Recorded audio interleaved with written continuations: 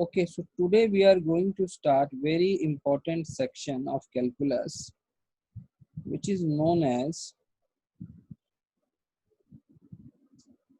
integral calculus.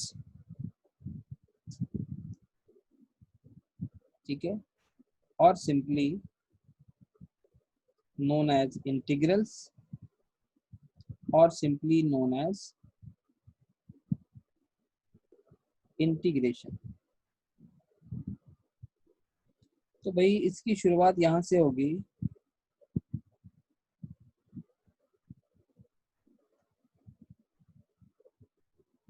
कि derivative में आप, अच्छा इंटीग्रेशन को समझने में डेरिवेटिव का फुल यूज होगा, डेरिवेटिव को दिमाग में रखना। डेरिवेटिव में आप dy बाई डी एक्स पढ़ते हो, यहां पर मैं पूछूं what is y here, y क्या है यहाँ पे?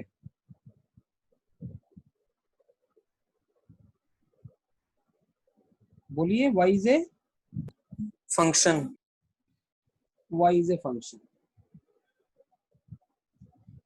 If I ask you what is dy here, अपने जवाब लिख के बताओ।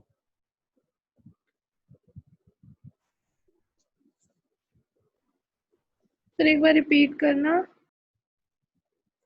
मेरा क्वेश्चन है related to derivative form dy by d x. मैंने पूछा what is y here, y यहाँ दिखाई दे रहा है y। सो जवाब है y इज ए फंक्शन। अब सेकंड क्वेश्चन है मेरा व्हाट इज dy हियर।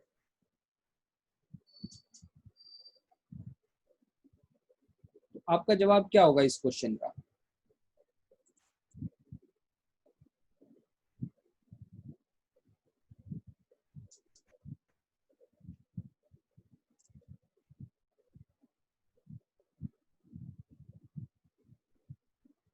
इरशाद ने कहा है instant change in function of y। Vagesh ने कहा इनफाइनाइटेसिमल चेंज इन फंक्शन। नैन ने कहा डेरिवेटिव ऑफ फंक्शन। नैन गलत। Instant change, instant change, instant change. तो दो आंसर यहाँ सही है। ये कहना इंस्टेंट चेंज इन y,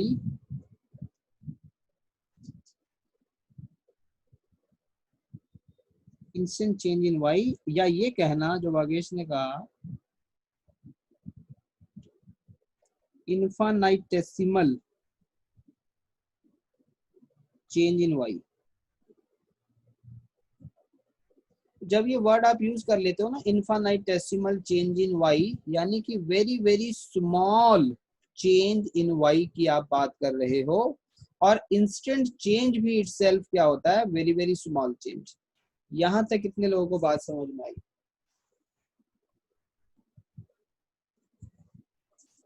ठीक है, देखो जब भी आप कुछ भी पढ़ते हो ना, सारी अहमियत इस बात की ही है कि वो टॉपिक का कॉन्सेप्ट आपको कितना क्लियर है। और टॉपिक का कॉन्सेप्ट उतना ही क्लियर होगा जितना आपको उसकी इंट्रोडक्शन बेटर आपको समझ में आएगी। So this is introduction going on कि आप dy बाई डी एक्स में से इन चीजों को आप समझ पा रहे हैं। तो अब इस सिचुएशन में अगर मैं ये कह दूं कि by using derivative we able to divide a function y into very very small pieces of dy, तो क्या ये कहना सही होगा? How many of you agree with me?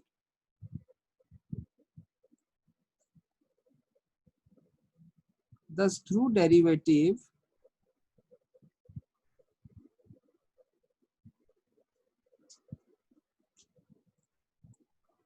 एक फंक्शन, और सोच समझ के कहना एक फंक्शन। अगर नहीं समझ में आया तो पहले देख लो मैं क्या लिख रहा हूं।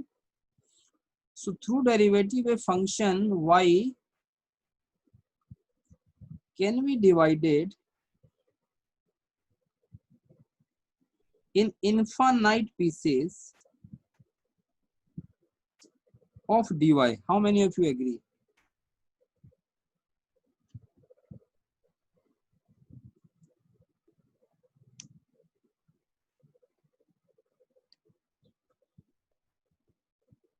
ठीक है, क्योंकि through derivative you able to find this dy।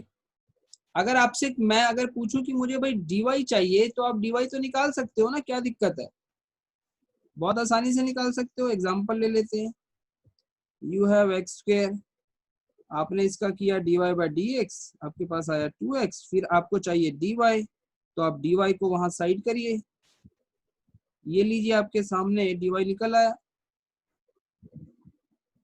तो कहने का मतलब, और dy को आपने इनफाइनेटेसिमल चेंज इन y का मीनिंग क्या है, a very very small piece of y। अगर साथ में ये कह दें तो इसमें कोई हमें डाउट नहीं होना चाहिए। वेरी वेरी, या जितने वेरी लगा सकते हो, इसमें इनफाइनाइट वेरी भी लगा सकते हो, there is no issue. Very very very small part कह लो या पीस कह लो, एक ही बात है। तो कितने लोगों को बात समझ में आ गई भाई अच्छे से कि dy क्या है?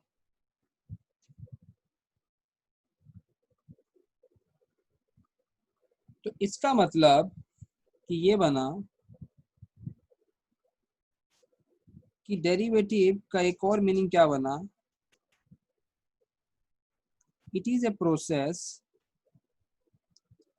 by which we can divide a function into infinite number of small parts.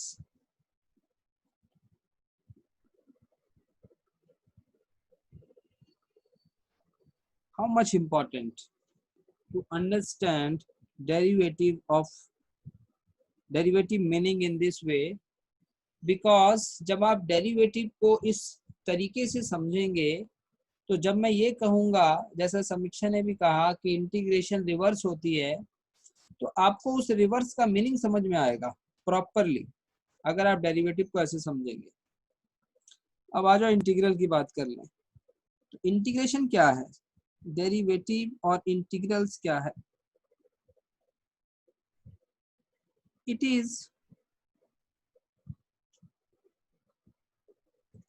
Is addition of all such में किसकी बात हो रही है, dy की। So it is addition of all such dy, और dy कितने पार्ट्स होंगे, इनफाइनाइट पार्ट्स ना। It is addition of all such dy infinite in numbers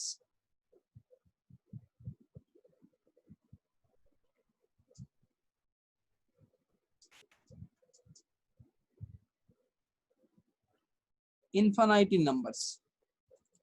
तो भाई इंटीग्रल्स क्या है या इंटीग्रेशन क्या है?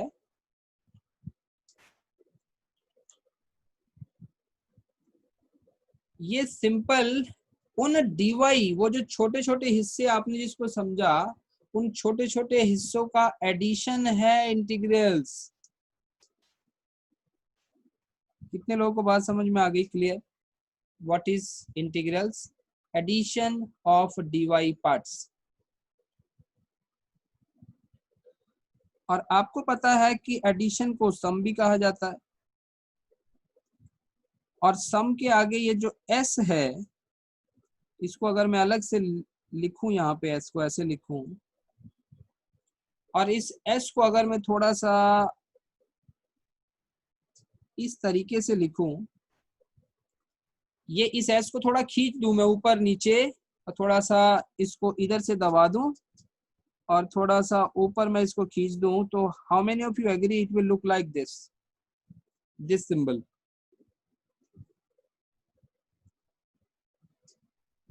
ठीक है, ऑल ऑफ यू एग्री। तो भाई इसका जो सिंबल है वो इस सम का s है, उसको स्ट्रेच और कंप्रेस करके बनाया गया है, तो it's a symbol of integral.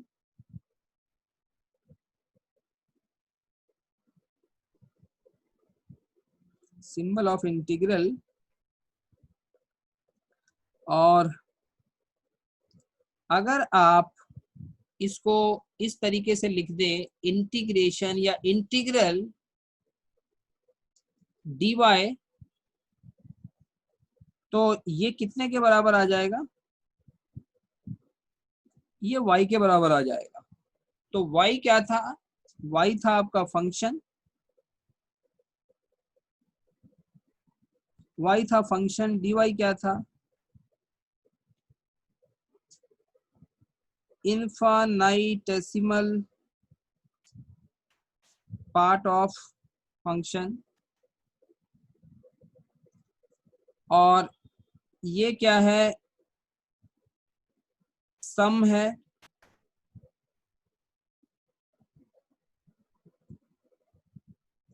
यानी कि अगर आप इस dy वाले पार्ट को इनफाइनाइट नंबर ऑफ टाइम्स अगर आप सम करेंगे तो आपको क्या मिल जाएगा? फंक्शन मिल जाएगा। कितने लोग को बात समझ में आ गई? डेरिवेटिव और इंटीग्रल दोनों को कनेक्ट करके समझिए। तो भाई ये तो हो गया, मीनिंग आपको समझा दिया कि इंटीग्रल्स क्या है, एडिशन ऑफ स्मॉल पार्ट्स और addition of infinitesimal parts. Simple meaning में आप इंटीग्रेशन को ये भी कह सकते हैं।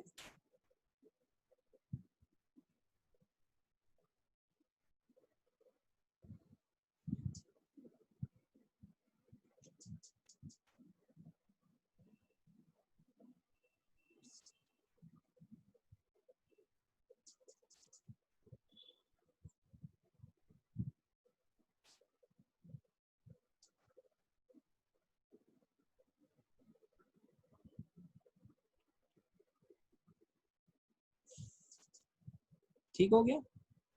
तो अब आ जाइए सिंबल, प्रॉपर सिंबल, मीनिंग समझा दिया, इंट्रो हो गया। सिंबल ऑफ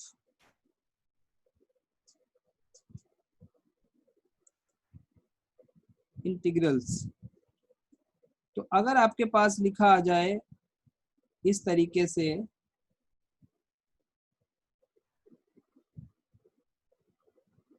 तो इसको रीड कैसे करना है, दैट इज इंपॉर्टेंट।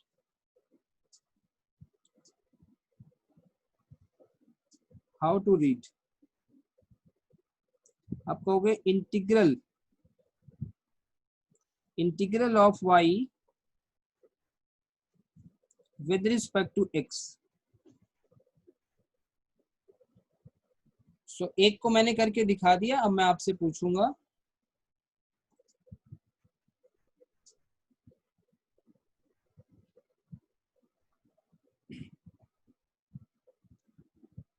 इसको रीड करके कौन बता सकता है?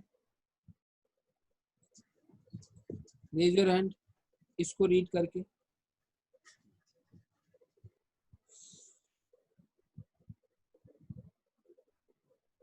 हाँ वेदिता बताइए, how you will read? integral of x with respect to t. Correct, integral of x with respect to t। ठीक है, ये हो गया। नाउ सिंबॉलिक भी हो गया।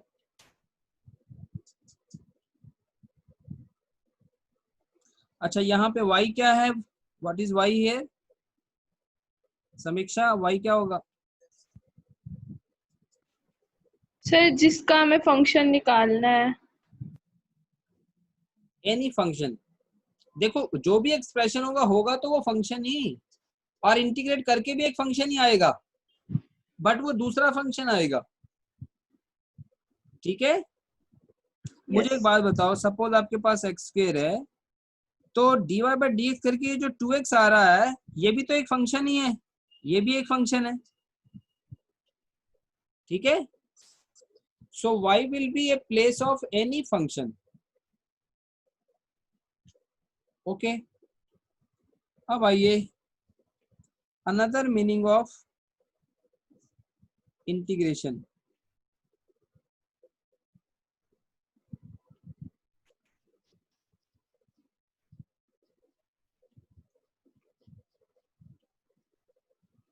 Integration is also called as reverse of differentiation.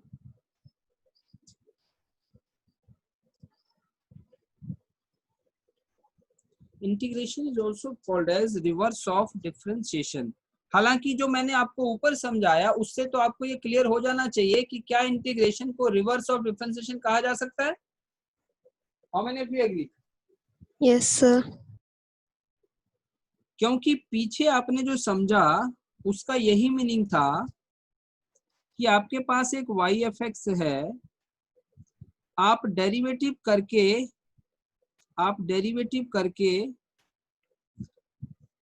आप क्या निकाल पाते हैं, dy निकाल पाते हैं, y का dy। और जब आप इसको इंटीग्रेट कर देते हैं तो उसका क्या मिल जाता है आपको, उसका फंक्शन मिल जाता है। तो कहने का मतलब समझ में क्या आया कि डिफरेंशिएशन से हमें dy मिलता है और dy को इंटीग्रेट करके हमें y मिलता है। तो कितने इस प्रोसेस से ये मान सकते हैं, इस एक्सप्लेनेशन से, कि integration is a reverse of differentiation? How many of you agree?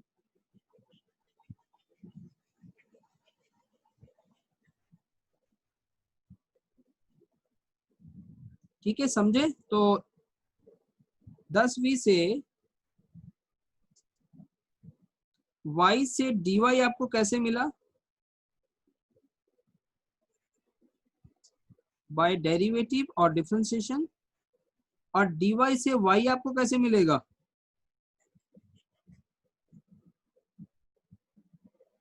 Bye integration.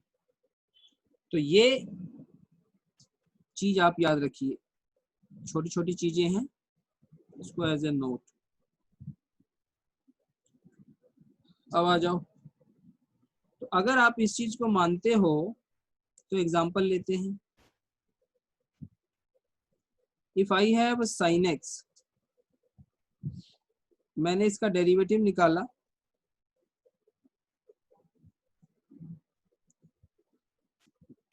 Make it 1, make it 2। अब मैं क्या करूंगा, क्योंकि मुझे इंटीग्रेट इस dy को करना है, रिमेंबर। तो ये वाला जो dx है ये इधर पहुंच गया, ये वाला dx इधर पहुंच गया, इसके साथ मल्टीप्लाई हो गया। अब आपने इंटीग्रेट किया, इंटीग्रेट भी बोथ साइड होगा, रिमेंबर। ये भी एक इक्वेशन के ऊपर आप एक एप्लीकेशन लगा रहे हो तो वो एक ऑपरेटर लगा रहे हो तो वो दोनों तरफ लगेगा, लेफ्ट और right. So integrating both side, तो आपने सिंबल लगा दिए, तो भाई dy का y बन जाएगा। और cos x की जो इंटीग्रेशन है, क्योंकि आपने माना, समझा, मीनिंग वाइज समझा कि sin x का अगर डेरिवेटिव cos x है तो cos x का इंटीग्रेशन क्या होगा, sin x होना चाहिए। तो यहां से आंसर बनेगा sin x। तो ये चीज है कि आपको इतना आना चाहिए। बोलो, anyone have doubt up to this?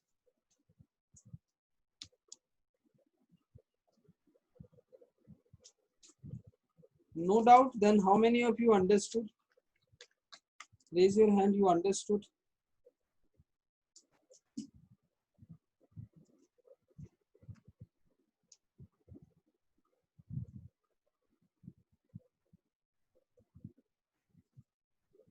Fine. अब देखो, जैसा आपको याद है कि अब इन द कमिंग टाइम, जैसे आप लोग याद करते थे standard formula of sin x, क्या याद करते थे?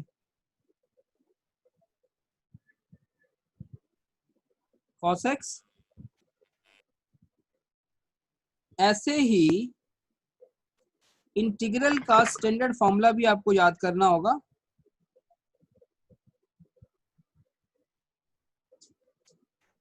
यहाँ dx भी लिखेंगे। याद रखिए, जैसे कि डिफरेंशिएशन किसी के रिस्पेक्ट में की जाती है, वैसे ही इंटीग्रेशन भी किसी के रिस्पेक्ट में की जाती है। तो वो रिस्पेक्ट वेरिएबल कौन सा है, ये वाला।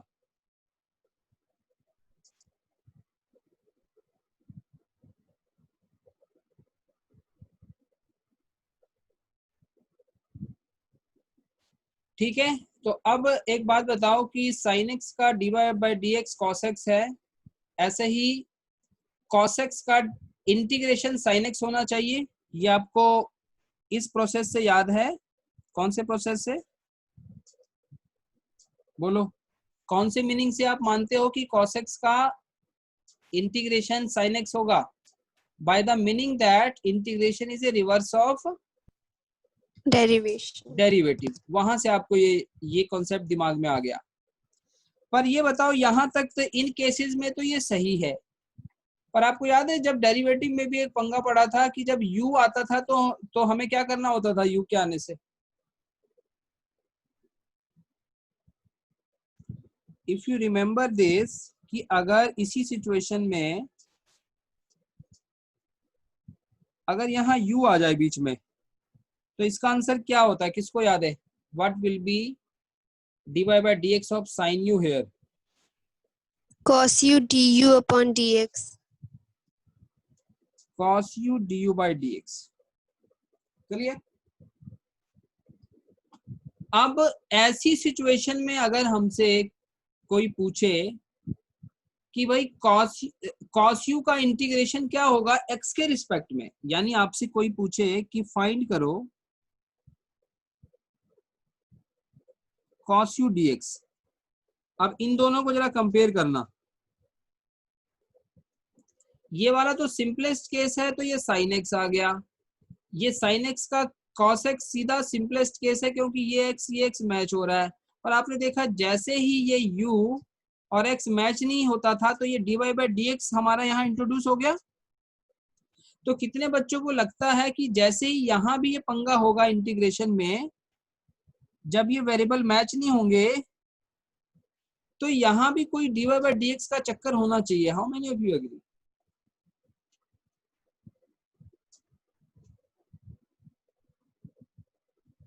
क्योंकि डिफरेंशिएशन का रिवर्स इंटीग्रेशन है, तो भाई अगर डिफरेंशिएशन में dy बाई डी एक्स आ रहा है, इसका रोल अब वहां पे प्ले हो रहा है, तो यहाँ भी इसका रोल प्ले होना चाहिए।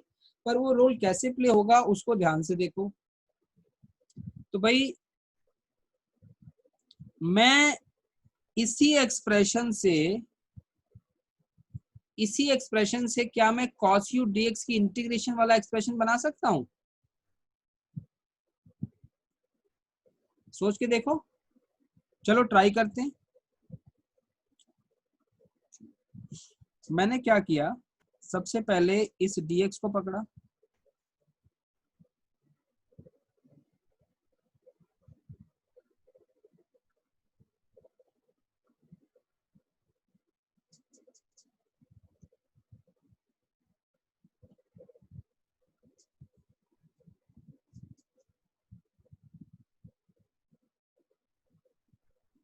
अच्छा मैंने सबसे पहले इस dx को पकड़ा और उसके बाद उसको मैं ले गया उस साइड पे।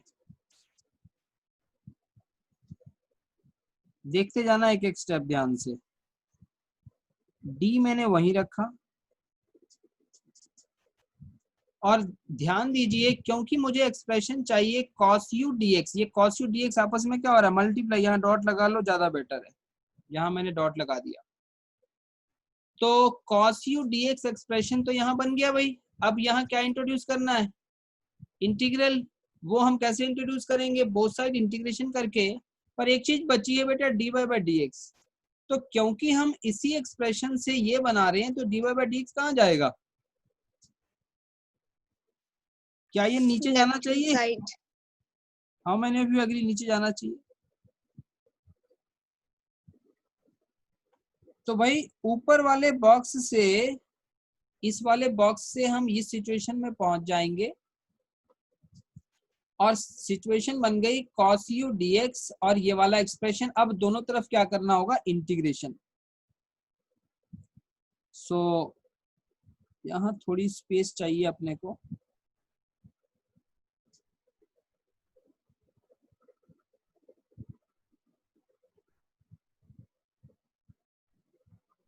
इंटीग्रेट बोथ साइड्स, तो ये इंटीग्रेशन का सिंबल।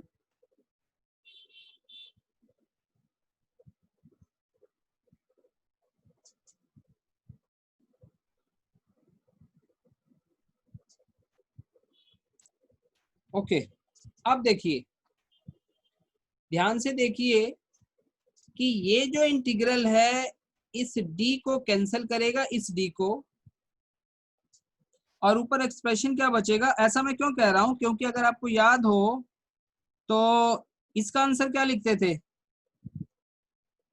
थोड़ी देर पहले हमने dy को जब एड अप करेंगे तो क्या y बनेगा ना, because dy was a very very small part, और उन सारे स्मॉल पार्ट्स को अगर आप ऐड कर दोगे, क्योंकि इंटीग्रल का मीनिंग क्या है, एडिशन, सम, तो वो y बनना चाहिए। तो ऐसे ही जब मैं आपसे पूछूं y की जगह कौन आ गया, साइन u आ गया, और उसके आगे इंटीग्रल सिंबल लगा है, तो आपको क्या लगता है इसका आंसर क्या आना चाहिए, बताओ। Sin U. इसका आंसर आना चाहिए, बहुत अच्छे, इसका आंसर आना चाहिए साइन u। तो वेरी मच क्लियर कि भाई इस सिचुएशन में ये जो एक्सप्रेशन है,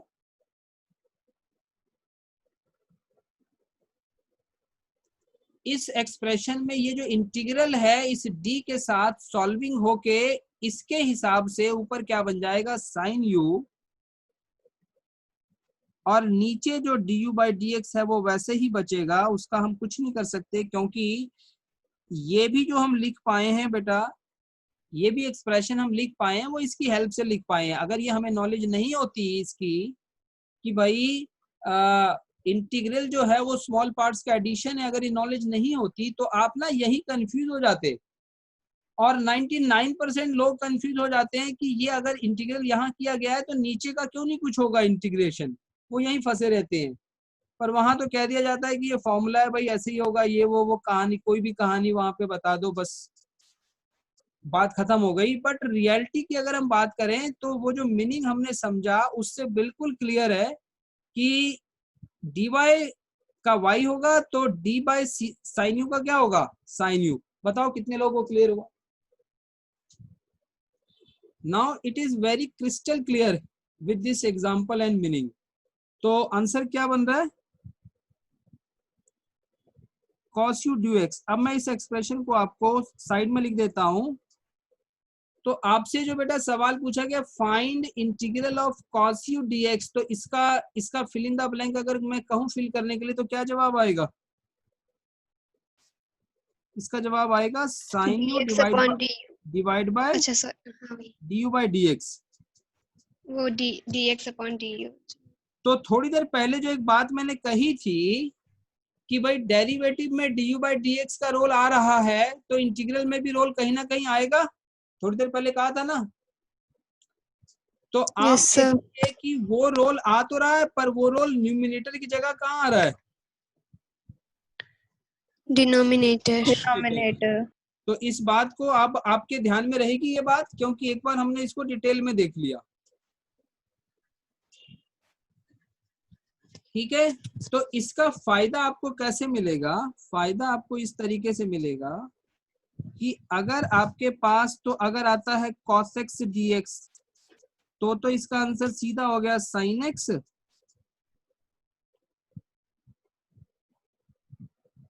और dx बाई dx क्या होता है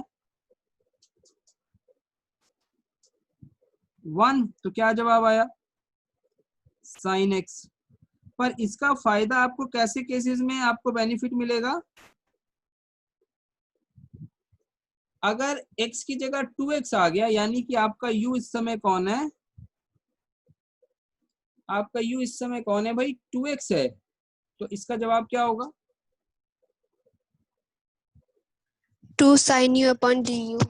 साइन 2x, और नीचे क्या होगा d by d x of u की जगह कौन है 2x। तो क्या समझ में आया, 2x का क्या होगा d by d x 2 only. 2. कितने लोगों को बात समझ में आ गई कि भाई इंटीग्रेशन में डेरिवेटिव का फुल यूज है, सबसे बड़ी बात तो ये है। बिना डेरिवेटिव के आप इंटीग्रेशन नहीं समझ सकते। ठीक है, बोलिए यहाँ तक क्लियर? कोई डाउट किसी को? सर वो थर्ड लास्ट स्टेप में डाउट है। कौन सा थर्ड लास्ट स्टेप किसको कह रहे हो? इसको? कॉस यू, हाँ ये वाला। इसमें क्या, ये तो मैंने सीधा डाटा उठाया है कि ऊपर हमने cos u dx की इंटीग्रेशन को ये प्रूव किया, तो है sin u du by dx, उसी को मैंने यहाँ लिख वो दिया। तो समझ में आ गया सर। हाँ फिर वो डिनोमिनेटर में हमने लिया du अपॉन dx। हाँ, फिर उसको मतलब हमने डायरेक्टली ऐसे क्यों नहीं लिखा sin u dx upon du? फिर वो ज्यादा इजी हो जाता ना आगे सॉल्व करने में। तो आप कह रहे हो कि इसको हम ऐसे लिख लें, sin u dx by du लिख लें, ये कहना चाह रही हो? Yes sir. नहीं देखो, लिखने को तो लिख सकते हो, there is no issue, but ये आगे कंफ्यूजन क्रिएट करेगा। और अगर आप ये मान लो du by dx वाला फंडा अगर आप मान लो, तो क्योंकि dy by dx आपको डेरिवेटिव में भी पता है कि dy by dx करते हैं, तो इंटीग्रल में बस ये डिफरेंस डालेंगे कि न्यूमिनेटर की जगह इंटीग्रल में ये dy by dx कहाँ पे क्रिएट होगा? डिनोमिनेटर में। तो वो इन फ्यूचर आपको इजी रहेगा, इसलिए ऐसे करने की जरूरत नहीं है, बट किया जा सकता है। आई बात समझ में? Yes sir. यहाँ लिख भी रहा हूं मैं, नो नीड,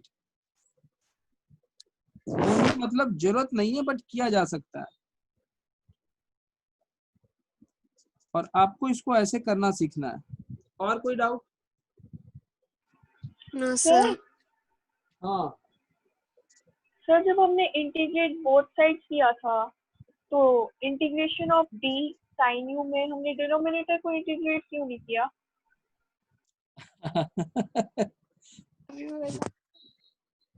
ऐसा है, हमने तो पहली बात तो यहाँ लिखा है इंटीग्रेट बोथ साइड, तो ये सिंबल हमने लगा दिया ना, इंटीग्रेट बोथ साइड। आप एक काम करते हैं कि ये जो इंटीग्रल का सिंबल है ना, आपके पास बेटा एक एक्सप्रेशन है, आपको समझाने के लिए मैं एक एक्सप्रेशन ले लेता हूँ। Suppose y is x square और y के नीचे कुछ हमने 5 मान लिया, ठीक है। हाँ, अब एक बात बताओ, अगर मैं कहूं कि मल्टीप्लाई बाय 2 बोथ साइड्स,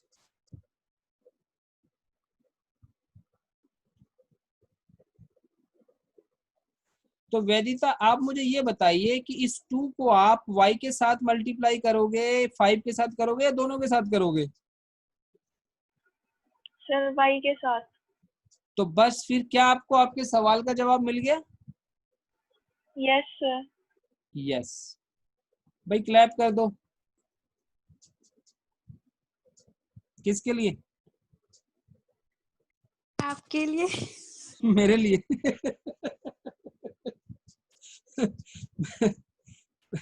मेरे लिए इसलिए कि एग्जैक्टली जो उसकी प्रॉब्लम है उसके लिए सही एग्जांपल मेरे दिमाग में आ गई, ठीक है ना? मैं भी सर जस्ट 2 ही सोचा था मैंने। क्या? मैंने भी सेम ही। अच्छा, आपने यही लॉजिक सोचा था?